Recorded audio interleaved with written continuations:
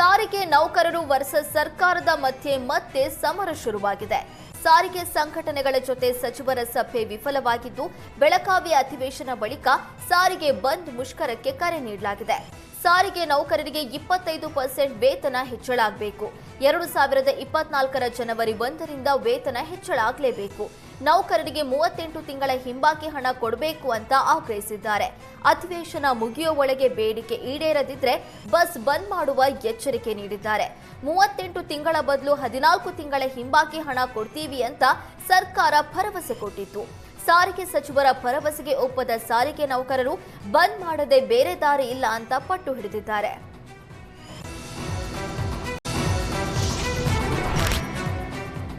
ಶಿವಮೊಗ್ಗ ಜಿಲ್ಲೆಯಲ್ಲಿ ಮಂಗನ ಕಾಯಿಲೆ ಪ್ರಕರಣ ಹೆಚ್ಚಾಗಿದ್ದು ಆತಂಕ ಸೃಷ್ಟಿಸಿದೆ. ಹೊಸನಗರ ತಾಲೂಕಿನ ಸೊನಲೆ ಮತ್ತು ಬಿಳ್ಳೋಡಿ ಗ್ರಾಮದಲ್ಲಿ 6 ಮಂಗನ ಕಾಯಿಲೆ ಪ್ರಕರಣಗಳು ಪತ್ತೆಯಾಗಿದೆ.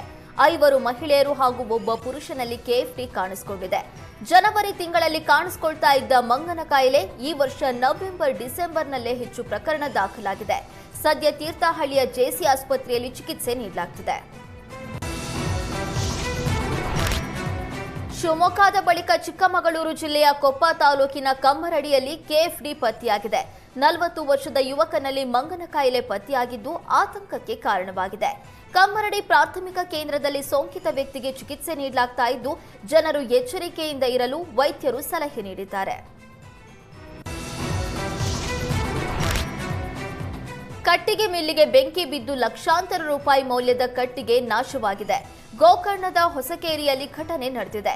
ಶಂಕರ ಈರಯ್ಯ ಎಂಬುವರಿಗೆ ಸೇರಿದ ಕಟ್ಟಿಗೆ ಮಿಲ್ಗೆ ಹಾನಿಯಾಗಿದೆ. ಶಾರ್ಟ್ ಸರ್ಕ್ಯೂಟ್ನಿಂದ ಬೆಂಕಿ ಕಾಣಿಸಿಕೊಂಡಿದೆ. ಸ್ಥಳಕ್ಕೆ ಅಗ್ನಿಶಾಮಕ ಸಿಬ್ಬಂದಿ ದೌಡಾಯಿಸಿ ಸದ್ಯ ಬೆಂಕಿಯನ್ನ ನಂದಿಸಿದ್ದಾರೆ. ಕನ್ನಡ ಚಿತ್ರರಂಗದ ಖ್ಯಾತ ಮೇಕಪ್ ಆರ್ಟಿಸ್ಟ್ ಮನೆಯಲ್ಲಿ ಕಳ್ಳತನ ನಡೆದಿದ್ದು 3ರನ್ನ ಪೊಲೀಸರು ಬಂಧಿಸಿದ್ದಾರೆ.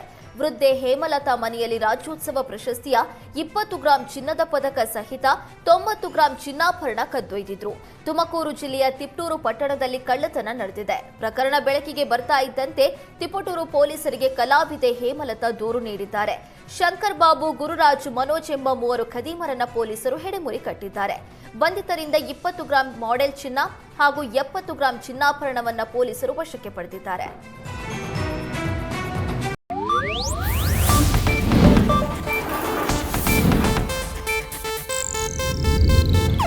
ಇದು ಏಷ್ಯಾನೆಟ್ ನ್ಯೂಸ್ ನೆಟ್ವರ್ಕ್ ಪ್ರಸ್ತುತಿ.